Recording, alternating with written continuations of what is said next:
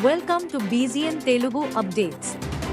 పోలీసులు, అధికారులు అక్రమ రవాణాను అడ్డుకునేందుకు ఎన్ని ప్రయత్నాలు చేసినా అక్రమార్కులకు అడ్డుకట్ట పడటం లేదు. గంజాయి, మద్యం, బంగారం ప్రతిరోజు ఎక్కడో అక్కడ అక్రమ రవాణా చేస్తూ అధికారులకు పట్టుబడుతున్నారు. తాజాగా ఉల్లి బస్తాల మాటున తాబేళ్లను తరలిస్తున్న ముఠాను పట్టుకున్నారు పోలీసులు. ఏకంగా 1,600 తాబేళ్లను స్వాధీనం చేసుకున్నారు. అల్లూరి జిల్లా రంపచోడవరం మండలం ఫోక్స్పేట ఫారెస్ట్ చెక్ పోస్టు వద్ద ఫారెస్ట్ అధికారులు తనిఖీలు చేస్తుండగా భారీగా తాబేళ్లు పట్టబడ్డాయి. పుష్ప సినిమా రేంజ్లో తాబేళ్ల స్మగ్లింగ్ కు పాల్పడ్డారు అక్రమార్కులు. కాకినాడ జిల్లా రామచంద్రాపురం నుంచి ఒడిశాకు ఓ వ్యాన్లో తరలిస్తుండగా పోలీసులు గుర్తించారు.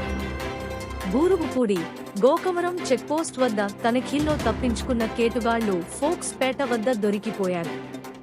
2 వ్యక్తులను అదుపులోకి తీసుకున్న పోలీసులు 3 లక్షల విలువ చేసే 1,600 తాబేళ్లను, ఓ వాహనం, పైలట్ కార్ స్వాధీనం చేసుకున్నారు. ఘటనపై కేసు నమోదు చేసి దర్యాప్తు చేపట్టినట్టు ఫోక్స్పేట అటవీ రేంజ్ అధికారి కరుణాకర్ తెలిపారు. Thanks for watching బీజీఎన్ Telugu.